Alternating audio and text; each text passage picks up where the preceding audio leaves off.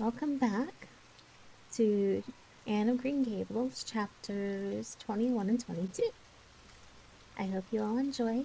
Make sure you're comfy and ready for some shenanigans. Chapter 21, A New Departure in Flavorings. Dear me, there is nothing but meetings and partings in this world, as Mrs. Linda says, remarked Anne plaintively, putting her slate and books down on the kitchen table on the last day of June, and wiping her red eyes with a very damp handkerchief. Wasn't it fortunate, Marilia, that I took an extra handkerchief to school today? I had a presentiment that it would be needed. I never thought you were so fond of Mr. Phillips, that you required 2 handkerchiefs to dry your tears just because he's going away, said Marilia. I don't think I was crying because I was really so very fond of him, reflected Anne. I just cried because all the others did. It was Ruby Gillis started it. Ruby Gillis has always declared she hated Mr. Phillips, but just as soon as he got up to make his farewell speech, she burst into tears. Then all the other girls began to cry, one after the other. I tried to hold out, Marilia. I tried to remember the time Mr. Phillips made me sit with a boy, and the time he spelled my name without an E on the blackboard, and how he said I was the worst dunce he ever saw at geometry and laughed at my spelling. And all the times he had been so horrid and sarcastic. But somehow I couldn't, Marilia. I just had to cry too. Jane Andrews has been talking for a month about how glad she'd be when Mr. Phillips went away, and she declared she'd never shed a tear. Well, she was worse than any of us, and had to borrow a handkerchief from her brother. Of course the boys didn't cry, because she hadn't bought one of her own, not expecting to need it. Oh, Marilia, it was heart-rending. Oh, my apologies, heart-rending. Mr. Phillips made such a beautiful farewell speech, beginning, "The time has come for us to part." It was very affecting, and he had tears in his eyes too, Marilia. Oh, I felt dreadful sorry and remorseful for all the times I had talked in school and drawn pictures of him on my slate and made fun of him and Prissy. I can tell you I wished I'd been a model pupil like Minnie Andrews. She hadn't anything on her conscience. The girls cried all the way home from school. Carrie Sloane kept saying every few minutes, "The time has come for us to part." And that would start us off again whenever we were in any danger of cheering up. I do feel dreadfully sad, Marilia, but one can't feel quite in depths of despair with 2 months' vacation before them, can they, Marilia? And besides, we met the new minister and his wife coming from the station. For all I was feeling so bad about Mr. Phillips going away, I couldn't help taking a little interest in a new minister, could I? His wife is very pretty. Not exactly regally lovely, of course. It wouldn't do, I suppose, for a minister to have a regally lovely wife, because it might set a bad example. Mrs. Linda says the minister's wife over at Newbridge sets a very bad example because she dresses so fashionably.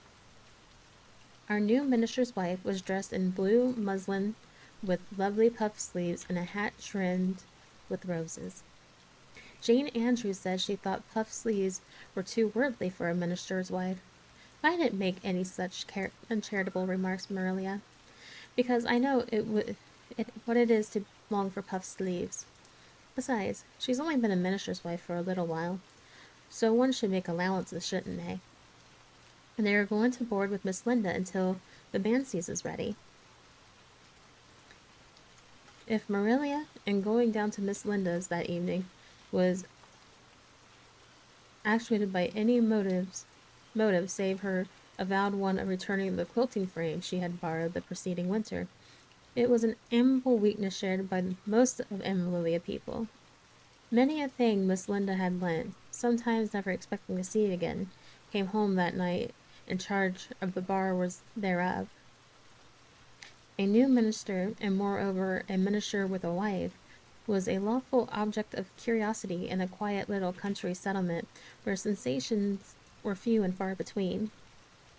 Old Mr. Bentley, the minister whom Anne had found lacking in imagination, had been pastor of Amalonia for 18 years. He was a widower when he came, and a widower he remained.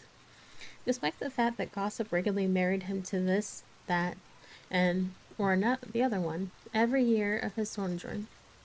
In the preceding February he had resigned his charge and departed amidst the regret of his people, most of whom had the affection born of long intercourse for their good old minister in spite of his shortcomings as an orator. Since then, the Avalonian Church has enjoyed a variety of religious disposition in listening to the many and various candidates and supplies who came Sunday after Sunday to preach on trial. These stood or fell by the judgment of the fathers and mothers in Israel. But a certain small, red-haired girl who sat meekly in the corner of the old cupboard pew also had her opinions about them, and discussed the same in full with Matthew Marilia, always declining from principle to criticize ministers in any shape or form. "I don't think Mr. Smith would have done, Matthew," was Anne's final summing up. "Mrs. Linda says his delivery was so poor, but I think his worst fault was just like Mr. Bentley's. He had no imagination. And Mr. Terry had too much. He let it run away with him just as I did mine in the matter of the haunted wood. Besides, Mrs. Linda says his theology wasn't sound. Mr. Gresham was a very good man and a very religious man, but he told too many funny stories and made the people laugh in church. He was undignified, and you must have some dignity about a minister, mustn't you, Matthew? I thought Mr. Marshall was decidedly attractive, but Mrs.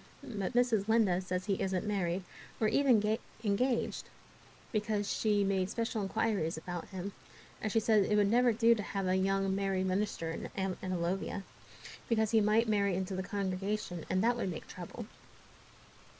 Mrs. Linda is a far-seeing woman, isn't she, Matthew?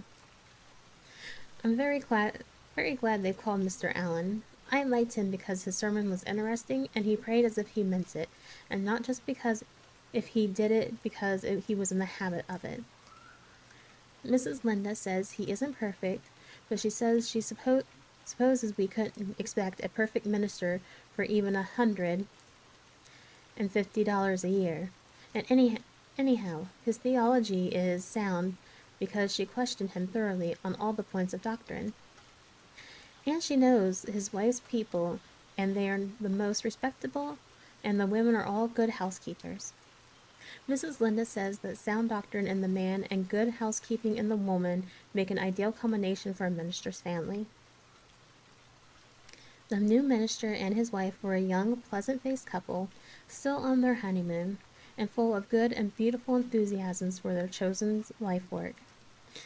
Anna Olivia opened its heart to them from the start.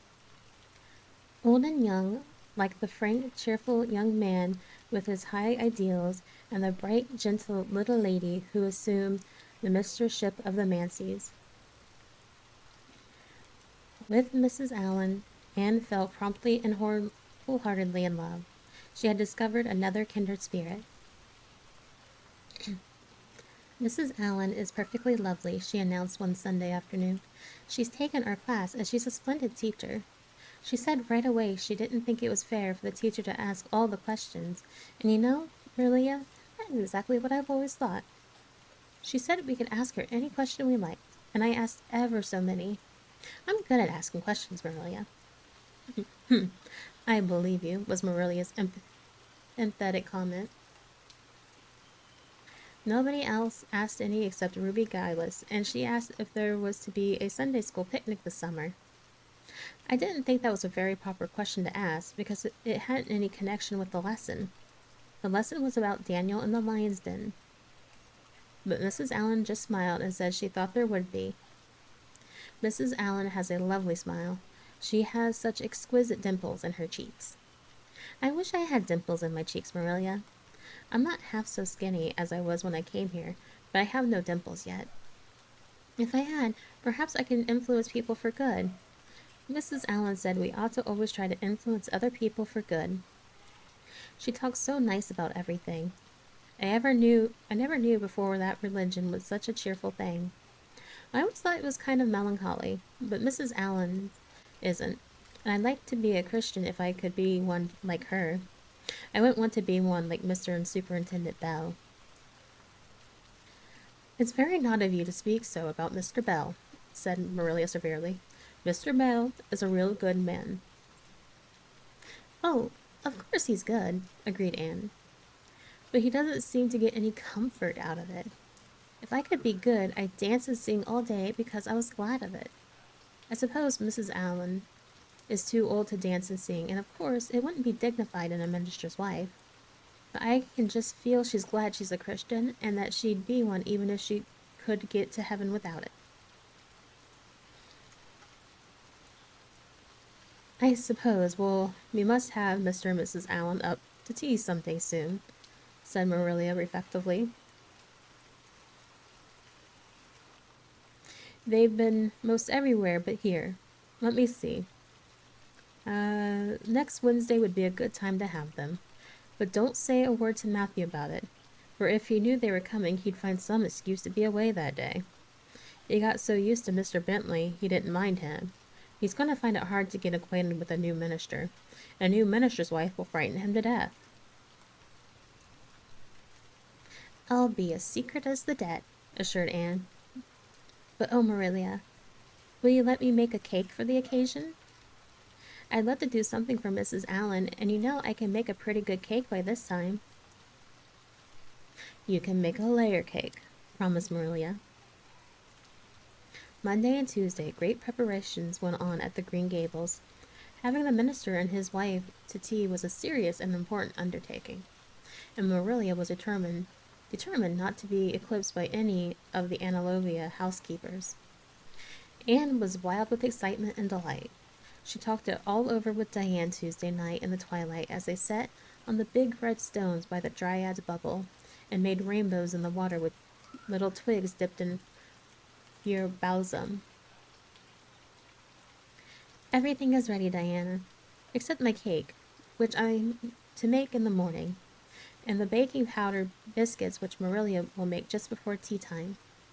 I assure you, Diana, that Marilia and I have been busy the last 2 days.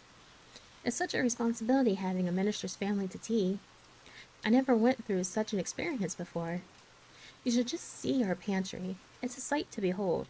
We're going to have jelly chicken and cold tongue. We have 2 kinds of jelly, red and yellow, and whipped cream and lemon pie, and cherry pie, and 3 kinds of cookies, and fruit cake, and Marilia's famous yellow plum preserves that she keeps especially for ministers, and pound cake, and layer cake, and biscuits as aforesaid, and new bread and old both, in case the minister is dyspeptic and can't eat new. Mrs. Linda says ministers are dyspeptic, but I don't think Mr. Allen has been a minister long enough for it to have had a bad effect on him. I just grow cold when I think of my layer cake. Oh, Diana, what if it shouldn't be good? I dreamed last night that I was chased all around by a fearful goblin with a big layer cake for a head. It'll be good, it'll be all right, assured Diana, who was a very comfortable sort of friend. I'm sure that piece of the one that you made that we had for lunch in Idlewild 2 weeks ago was perfectly elegant. Yes, but cakes have such a terrible habit of turning out bad just when you especially want them to be good, sighed Anne, setting a practically well-designed twig afloat. However, I suppose I shall just have to trust to Providence and be careful to put in the flour. Oh, look, Diana, what a lovely rainbow! Do you suppose the Dryad will come out after we go away and take it for a scarf? You know there is no such thing as Dryads, said Diana. Diana's mother had found out about the haunted wood and had been decidedly angry over it. As a result, Diana had abstained from any further imitative flights of imagination, and did not think it prudent to cultivate a spirit of belief even in harmless Dryads. But it's so easy to imagine there is, said Anne. Every night before I go to bed, I look out of my window, I wonder if the dryad is really sitting here, combing her locks with the spring for a mirror. Sometimes I look for her footprints in the dew in the morning. Oh, Diana, don't give up your faith in the dryad. Wednesday morning came. Anne got up at sunrise because she was too excited to sleep. She had caught a severe cold in the head by reason of her dabbling in the spring on the preceding evening, but nothing short of absolute pneumonia could have quenched her interest in culinary matters that morning. After breakfast, she proceeded to make her cake. When she finally shut the oven door upon it, she drew a long breath. I'm sure I haven't forgotten anything this time, Marilia. Do you think it will rise? Just suppose perhaps the baking powder isn't good. I used it out of a new can, and Mrs. Linda says you can never be sure of getting good baking powder nowadays, when everything is so adulterated. Mrs. Linda says the government ought to take the matter up, but she says we'll never see the day when a Tory government will do it. Marilia, what if that cake doesn't rise?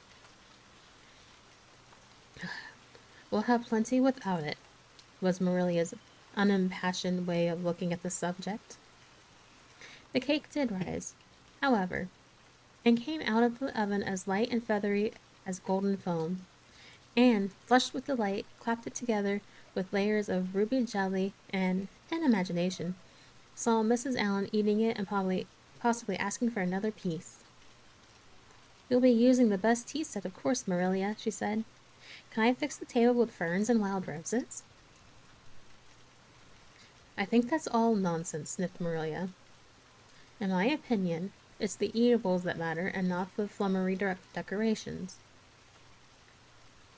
Mrs. Barry had her table decorated, said Anne, who was not entirely guiltless of the wisdom of the serpent. And the minister paid her an elegant compliment. He said it was a feast for the eyes as well as the palate.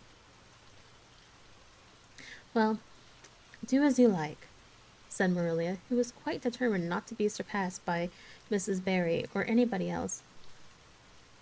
Only, mind you, leave enough room for the dishes and the food. Anne laid herself out to decorate in a manner, and after a fashion that should leave Mrs. Barry's nowhere.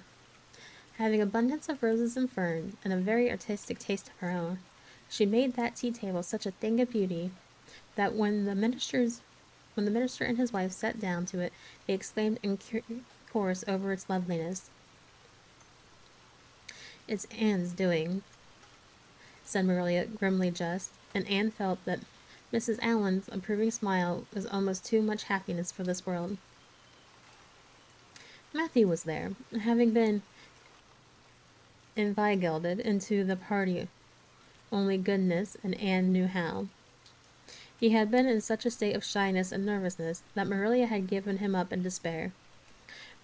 But Anne took him in hand so successfully that he now sat at the table in his best clothes and white collar and talked to the minister not uninterestingly. He never said a word to Mrs. Allen, but that perhaps was not to be expected. All went merry as a marriage bell until Anne's layer cake was passed. Mrs. Allen, having already been helped to a bewildering variety, declined it.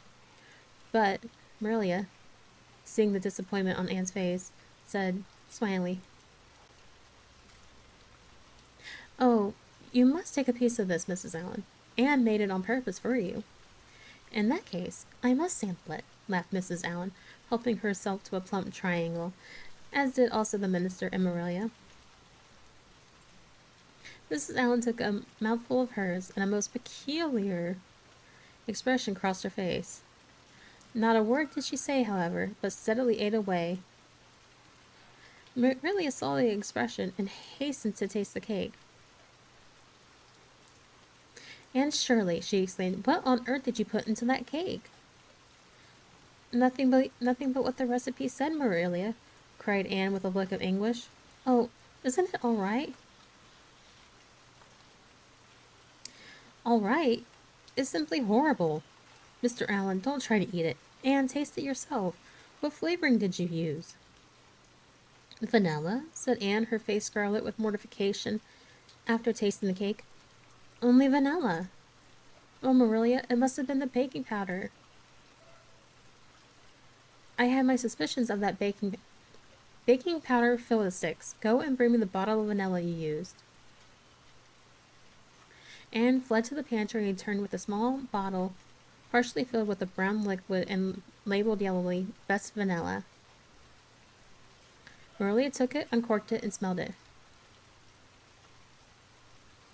Mercy on us, Anne. You flavored that cake with anodyne liniment. I broke that liniment bottle last week and poured what was left into an old empty vanilla bottle. I suppose it's partially my fault. I should have warned you. But for pity's sakes, why couldn't you have smelled it, Anne?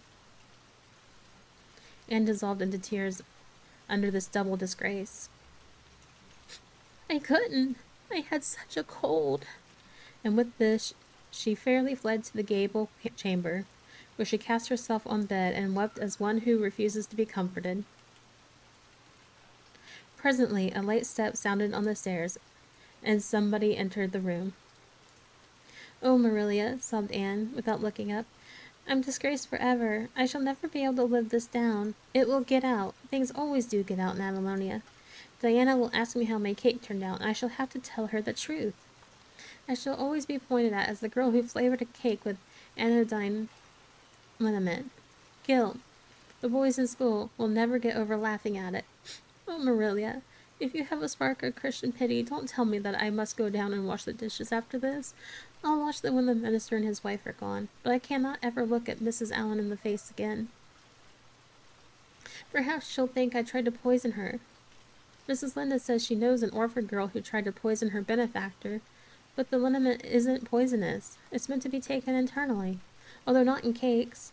Won't you tell Mrs. Allen so, Marilia? Suppose you jump up and tell her yourself, said a merry voice. Anne flew up to find Mrs. Allen standing by her bed, surveying her with laughing eyes. My dear little girl, you mustn't cry like this, she said, genuinely disturbed by Anne's tragic face. Why, it's all just a funny mistake that anybody might make. Oh, no, it takes me to make such a mistake, said Anne forlornly. All I wanted to have that cake so nice for you, Mrs. Allen.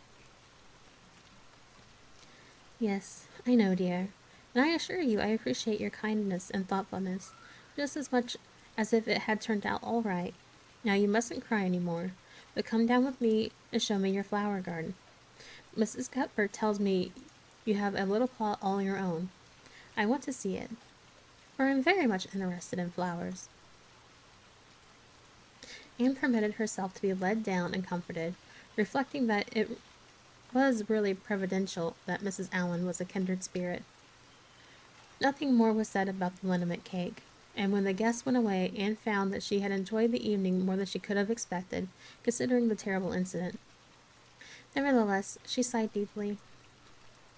Marilia, isn't it nice to think that tomorrow is a new day with no mistakes in it yet? I'll warrant that you'll make plenty, said Marilia. I never saw your beat for making a mistake, Anne. Yes, and well, now I know it, admitted Anne mournfully. But have you ever noticed one encouraging thing about me, Marilia? I never make the same mistake twice. I don't know as that's much benefit when you're always making new ones. Oh, don't you see, Marilia? There must be a limit to the mistakes one person can make, and when I get to the end of them, then I'll be through with them. That's a very comforting thought. Well, you'd better go and give that cake to the pigs, said Marilia. It isn't fit for any human to eat, not even Jerry Boat. Chapter 22. Anne is invited out to tea. And what are your eyes popping out of your head about now? Asked Marilia, when Anne had just come in from a run to the post office. Have you discovered another kindred spirit? Excitement hung around Anne like a garment, shone in her eyes, kindled in every feature. She had come dancing up the lane like a wind-blown sprite through the mellow sunshine and lazy shadows of the August evening. No, Marilia, but oh, what do you think? I am invited to tea at the Mancy's tomorrow afternoon. Mrs. Allen left a letter for me at the post office. Just look at it, Marilia. Miss Anne Shirley, Green Gables. That is the first time I was ever called Miss. Such a thrill as it gave me. I shall cherish it forever among my choicest treasures. Mrs. Allen told me she meant to have all the members of her Sunday school class to tea in turn, said Marilia, regarding the wonderful event very coolly. You needn't get in such a fever over it. Do learn to take things calmly, child. For Anne, to take things calmly would have been to change her nature. All spirit and fire and dew, as she was, the pleasures and pains of life came to her with trebled intensity. Marilia felt this and was vaguely troubled over it, realizing that ups and downs of existence would probably bear hardly on this impulsive soul, and not sufficiently understanding that the equally great capacity for delight might more than compensate. Therefore, Marilia convinced it to be her duty to drill Anne into a tranquil unity of disposition as impossible and alien to her as to a dancing sunbeam in one of the brook shallows. She did not make much headway, as she sorrowfully admitted to herself. The downfall of some dear hope or plan plunged Anne into depths of affliction. The fulfillment thereof exalted her to dizzy realms of delight. Marilia had almost begun to despair of ever fashioning this waif of the world into her model little girl of demure manners and prim deportment. Neither would have she been believed that she really liked Anne much better as she was. Anne went to bed that night speechless with misery because Matthew had said the wind was round northeast and he feared it would be a rainy day tomorrow. The rustle of the poplar leaves about the house worried her. It sounded so like pattering raindrops, and the full fairway roared the gulf, to which she listened delightedly at other times, loving its strange, sonorous, haunting rhythm, now seemed like a prophecy of storm and disaster to a small maiden who practically wanted a fine day. Anne thought that morning would never come. But all things have an end, even nights before the day on which you are invited to take tea at the Mancy's. The morning, in spite of Matthew's prediction, was fine, and Anne's spirits soared to their highest. Oh, Marilia, there is something in me today that just makes me just love everybody I see, she exclaimed as she washed the breakfast dishes. You don't know how good I feel. Wouldn't it be nice if it could last? I believe I could be a model child if I were just invited out to tea every day. But oh, Marilia, it's a solemn occasion, too. I feel so anxious. What if I shouldn't behave properly? You know, I never had tea at a manse before. I'm not sure that I know all the rules of etiquette, although I've been studying the rules given in the etiquette department of the Family Herald ever since I came here. I'm so afraid I'll do something silly or forget to do something I should. Would it be good manners to take a second helping of anything if you wanted to very much? The trouble with you, Anne, is that you're thinking too much about yourself. You should just think of Mrs. Allen and what would be nicest and most agreeable to her, said Marilia, hitting for once in her life on a very sound and piety piece of advice. Anne instantly realized this. You're right, Marilia. I'll try not to think about myself at all. Anne evidently got through her visit without any serious breach of etiquette, for she came home through the twilight under a great and high-sprung sky, bordered over with trails of saffron and rosy cloud, in a beatified state of mind, and told Marilia all about it happily, sitting on the big red sandstone slab at the kitchen door with her tired curly head in Marilia's gingham lap. A cool wind was blowing down over the long harvest fields from the rims of furry western hills, and whistling through the poplars. One clear star hung over the orchard, and the fireflies were flitting over in Lover's Lane, in and out among the ferns and rustling boughs. Anne watched them as she talked, and somehow felt that wind and stars and fireflies were all tangled up together into something unutterably sweet and enchanting. Oh, Marilia, I've had the most fascinating time. I feel that I have not lived in vain, and I shall always feel like that if I ever should never be invited to tea at the Mains again. When I got there, Mrs. Allen met me at the door. She was dressed in the sweetest dress of pale pink organdie, with dozens of frills and elbow sleeves, and she looked just like a seraph. I really think I'd like to be a minister's wife when I grow up, Marilia. A minister mightn't mind my red hair, because he wouldn't be thinking of such worldly things. But then, of course, one would have to be a naturally good, and I'll never be that. So I suppose there's no use in thinking about it. Some people are naturally good, you know, and others are not. I'm one of the others. Mrs. Linda says I'm full of original sin. No matter how hard I try to be good, I can never make such a success of it as those who are naturally good. It's a good deal like geometry, I expect. But don't you think the trying so hard ought to count for something? Mrs. Allen is one of the naturally good people. I love her passionately. You know, there are some people like Matthew and Mrs. Allen that you can love right off without any trouble. And then there is others like Mrs. Linda that you have to try very hard to love. You know you ought to love them because they know so much and are such active workers in the church. But you have to keep reminding yourself of it all the time or else you forget. There was another little girl at the Mancy's to tea from the White Sands Sunday School. Her name was Laurette Bradley, and she was a very nice little girl. Not exactly a kindred spirit, you know, but still very nice.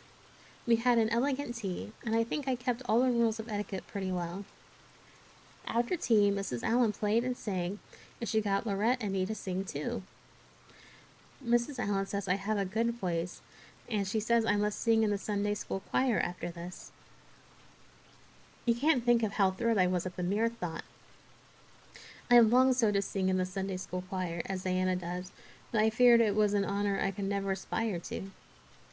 Loretta had to go home early because there is a big concert in the White Sands Hotel tonight, and her sister is to recite at it. Loretta says that the Americans are at the hotel to give a concert every fortnight in the aid of Charlottetown Hospital, and they ask lots of White Sands people to recite. Loretta said she expected to be asked herself someday. I just gazed at her in awe. After she had gone, Mrs. Allen and I had a heart-to-heart talk. I told her everything about Mrs. Thomas and the twins and Katie Maurice and Violetta and coming to Green Gables and my troubles over geometry. And wouldn't you believe it, Marilia? Mrs. Allen told me she was a dunce at geometry too. You don't know how that encouraged me. Mrs. Linda came to the mansion just before I left, and what do you think, Marilia?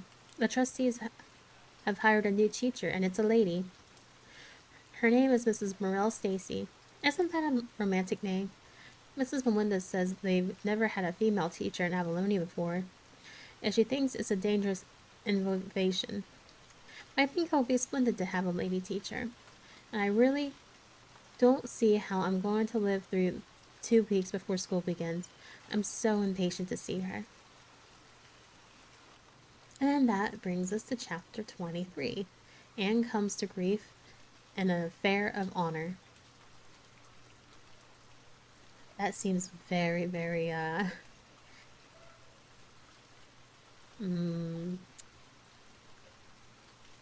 looming. But yes, that's where we'll end for today. Hello everyone, I just wanted to say thanks for watching. Don't forget to hit the like and subscribe button and to follow my Twitch, Twitter, and Discords for more updates on when and if I'll be live or if there will be any delays in videos.